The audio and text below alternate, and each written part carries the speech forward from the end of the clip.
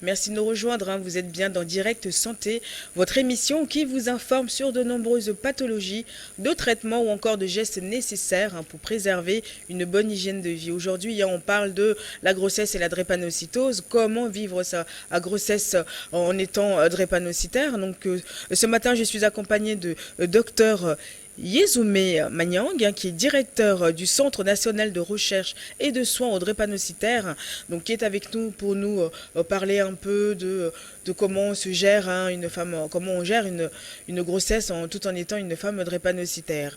Donc docteur, hein, donc on a un peu parlé des complications, hein, les précautions à prendre, hein, du début de la grossesse jusqu'à la fin de la grossesse. Donc, une question, quels sont les éléments les plus importants, hein, dans la prise en charge des patients drépanocytaires? Alors, ce qui est important à savoir, c'est de, d'éviter les complications. Mm. Et pour éviter les complications, il y a des médicaments qu'il faut prescrire d'emblée à cette femme-là. Vous voyez, il faut d'abord lui donner des conseils. Les conseils, parce qu'il faut les faire apprendre, il faut apprendre à cette femme-là qu'il y a des complications qui risquent de survenir, notamment les complications maternelles comme les complications chez le fœtus. Mm. Donc, elle doit être au courant et lui expliquer ce que vous devez faire pour bien mener la grossesse à terme. Maintenant, en plus de ça, il y a des médicaments. Comme je l'ai dit, au cours de la grossesse, chez la femme drépanocytaire, il y a l'aggravation de l'anémie. Donc, il faut prescrire des médicaments qu'elle doit prendre tout le long de la grossesse et même après l'accouchement. Vous voyez, donc, ces médicaments, elle doit les prendre. Et également, quand il y a des complications, notamment des crises vaso-occlusives, comment les soigner? Oui. Et également, lui donner l'intérêt de suivre ces consultations prénatales chez la femme, chez la sage-femme, de façon régulière. Parce que là également, ça permettra de surveiller attentivement le bien-être du fœtus. Donc, tous ces conseils-là doivent être donnés à la femme et les dispositions à prendre pour que la grossesse soit bien menée à terme. Oui, mais justement, en parlant de médicaments, mais comment les soulager, mais tout en, parce que ces médicaments, il y a des médicaments qui sont pas bons pour le fœtus. Donc, comment les soulager justement pour éviter que ça se complique chez le bébé? Oui, justement, je pense que les médecins, les acteurs dont j'ai parlé, ils savent les médicaments qui sont autorisés chez la femme enceinte et les médicaments qui ne sont pas autorisés. Ça soulage ça? Parce que si c'est des médicaments Oui, un peu light, c'est... oui. Alors, au fait, quand la femme enceinte présente une crise vaso-occlusive, qui est une complication de la drépanocytose, et on va évaluer le niveau de la douleur par une échelle qu'on appelle échelle visuelle analogique, en abrégé EVA. Oui. Et donc, en fonction du niveau de la douleur, on va utiliser des médicaments qui correspondent à chaque niveau. Vous voyez, quand la douleur est inférieure, par exemple, à 3 sur 10, avec l'échelle visuelle analogique, donc, et c'est la femme qui vous donne le niveau de la douleur. Vous lui expliquez comment ça s'évalue et vous donne le niveau de la douleur qu'elle sent. Et donc, en fonction du niveau de la douleur, vous allez utiliser des médicaments adaptés. Voilà, donc on ne va pas utiliser des médicaments n'importe comment. Et il y a des médicaments qu'on peut utiliser chez un sujet drépanocytaire qui n'est pas enceinte, Oui. et des médicaments qu'on va utiliser exclusivement chez la femme ou bien prioritairement chez la femme, la gestante drépanocytaire. Voilà, donc ça c'est le domaine, purement le domaine des médecins. Voilà. Et justement, parler de ces complications. Alors, les complications chez la femme enceinte, il y a deux types. Oui. Il y a les complications maternelles. Et vous savez, c'est deux vies, au moins deux vies. Et les complications au niveau du fœtus. Oui. Alors, au niveau de la maman, c'est d'abord une aggravation de l'anémie. On peut avoir une aggravation de l'anémie. On peut avoir des infections qui vont être beaucoup plus fréquentes. On peut avoir des syndromes thoraciques aigus. Ça, c'est des complications pulmonaires. Vous avez parlé d'embolie, donc c'est des complications qui vont entraîner des difficultés respiratoires et qui peuvent entraîner à dire que la perte de la maman, la mort, le décès, la mort Le décès de la maman. le décès chez la maman. D'accord, qui est une complication également. Est-ce qu'on peut avoir une complication qui peut emporter la mort comme les syndromes thoraciques aigus? Alors, on peut avoir aussi une prééclampsie. Une prééclampsie. Ça, c'est quoi? Alors, la prééclampsie, oui, ok. La prééclampsie, c'est l'apparition de l'hypertension artérielle, l'augmentation des chiffres de la pression artérielle, associée parfois à des protéines dans les urines chez la maman. Et quand on a ça, c'est une autre complication grave qui s'annonce. Il faudra rapidement prendre soin pour éviter d'arriver à l'éclampsie elle-même qui peut être mortelle pour la maman. Donc ça, c'est le domaine des gynécologues. D'accord, c'est le domaine des gynécos. C'est pourquoi je disais que c'est vraiment, ça doit être collégial. Oui. Si moi, en tant qu'hématologue, je découvre que la femme, la gestante de drépanocytaire que j'ai est en train d'avoir des signes de prééclampsie, je dois rapidement alerter le gynécologue. Pour qu'il prenne des dispositions, pour qu'on n'arrive pas à l'éclampsie, et qui peut être fatal chez la femme. Vous voyez? Maintenant, chez le fœtus, ça c'est des complications. Il y en a. Bon, chez le fœtus, il y a des complications. Il y a par exemple l'accouchement, la prématurité. D'accord, l'enfant va naître. Bon, je pense que l'accouchement prématuré, c'est une complication chez la maman. Chez le fœtus, c'est le faible poids de naissance.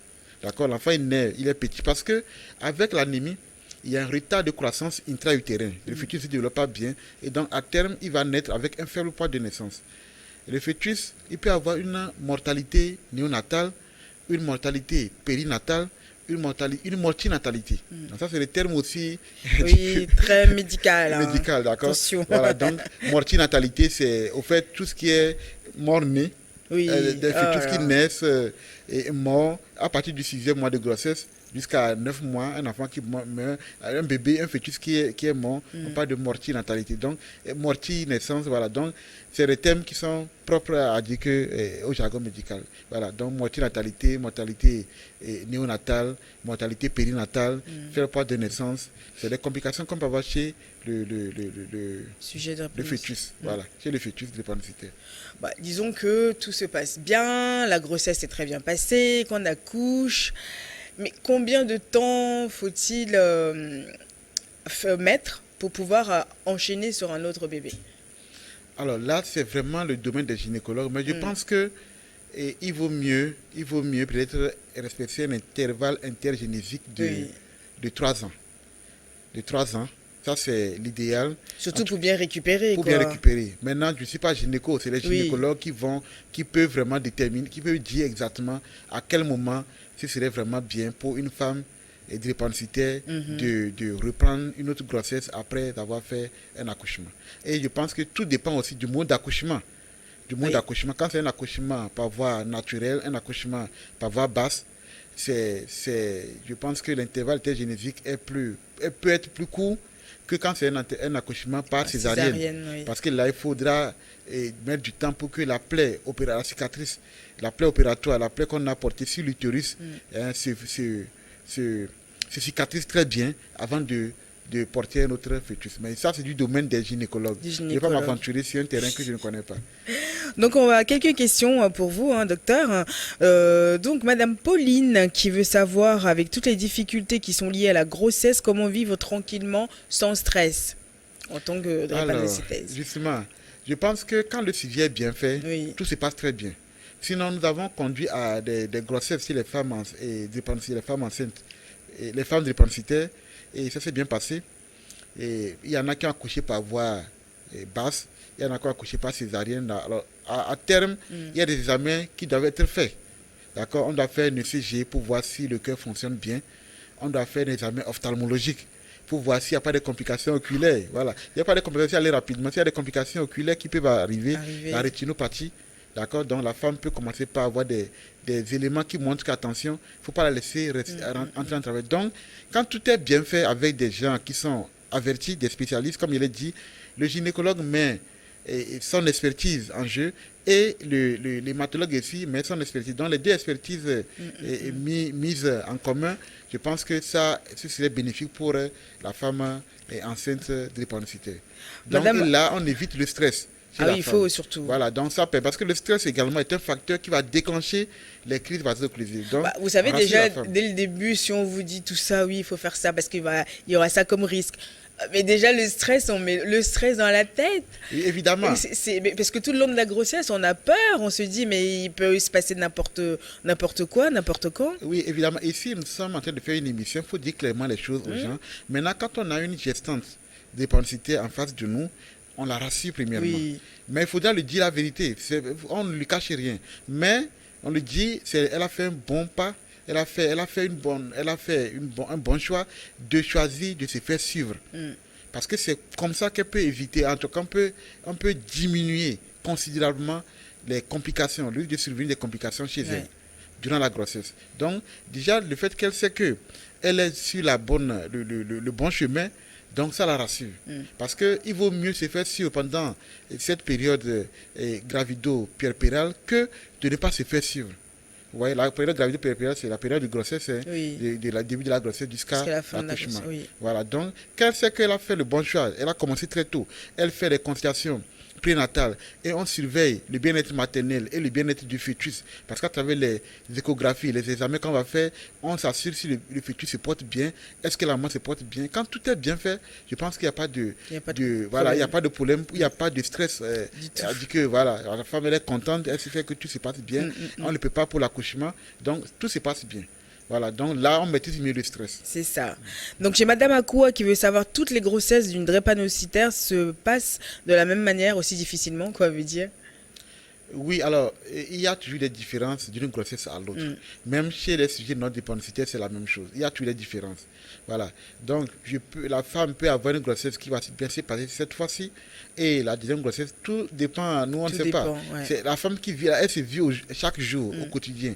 Voilà. Mais l'idéal, comme on l'a dit, c'est de se faire suivre pour éviter tout ce qui peut être surprise désagréable. Ouais. Et Monsieur Victor qui veut savoir, la dernière question, comment s'occuper de sa femme pour que sa grossesse se passe mieux. Alors, la femme, le conjoint, lui, doit vraiment il doit supporter sa femme. D'accord? Quand il dit supporter, il doit être à l'écoute et il peut l'accompagner chez le médecin. D'accord? Ça rassure la femme. S'il a le temps, je ne dis pas, s'il a le temps vraiment, c'est vraiment rassurant et ça met la femme dans un environnement peu stressant et donc on dit que les deux ensemble suivent les conseils qu'on les donne et les deux font l'effort de respecter tant que c'est possible les conseils donnés par les médecins, le gynécologue et soit la sage-femme ou le gynécologue et le médecin hématologue. Voilà pour aujourd'hui, vos questions, nous y répondrons tous les jours dans cette émission. N'hésitez surtout pas, si vous en avez des inquiétudes, des questions, nous sommes à votre disposition. Sur notre numéro WhatsApp, le plus 228 79 84 27 52. Nos pages réseaux sociaux sont à votre disposition et vous pouvez également retrouver l'intégralité de ces émissions sur notre compte YouTube Direct Santé via la page de New World TV. Donc n'hésitez surtout pas, on est là, les médecins sont là, cette émission vous est dédiée, donc allez-y, envoyez vos questions. Docteur, donc on va parler alimentation, donc côté nutrition, qu'est-ce qui est conseillé ou il faut éviter pour une femme enceinte drépanocytaire? Alors, sur le plan nutritionnel, ce qui est important, le drépanocytaire doit manger de façon équilibrée et de façon saine. Alors quand il dit manger de façon saine, c'est qu'il faut entretenir les aliments. Oui. Quand on perd les feuilles de laitue, il faut bien les laver. Quand on veut manger une pomme, il faut bien la laver pour ne pas ingurgiter, ne pas avaler des microbes. Oui. Parce que si c'est fruits qui sont cueillis, on ne sait pas où, il y a souvent des microbes. Donc il faut bien laver avant de manger. D'accord? Maintenant, autre chose, c'est de manger équilibré. Oui. Pour avoir une ration vraiment, une ration alimentaire pas déficitaire. Parce que chez les dépensités, il y a des dépenses énergétiques de base qu'il faut à tout prix combler à travers l'alimentation. Vous voyez? Et donc, ce qui est à éviter, c'est qu'il faut éviter de manger trop salé, trop sucré et trop gras, comme on le dit toujours. Surtout chez la femme enceinte. Parce qu'il faudra éviter de mettre trop de sel. Parce que quand vous mettez trop de sel, vous mangez trop salé, c'est là que vous allez avoir une rétention d'eau. Parce que quand on dit aliments salés, c'est que vous allez consommer après de l'eau. Et donc, on a déjà dit que chez la femme enceinte, il y a déjà suffisamment d'eau. Il y a une augmentation d'eau, surtout au dernier trimestre. Et donc, vous allez avoir une exagération au niveau de cette augmentation. Et donc, ça va entraîner une aggravation de l'anémie et autre chose. Donc, pour revenir au niveau de l'alimentation, il faudra vraiment pas manger trop sucré, trop salé et trop gras. Maintenant, ce que les gens font souvent aussi, c'est les gens se disent que quand on est drépanocytaire, il faut consommer ce qui contient du fer pour corriger l'anémie. C'est souvent des mauvaises pratiques.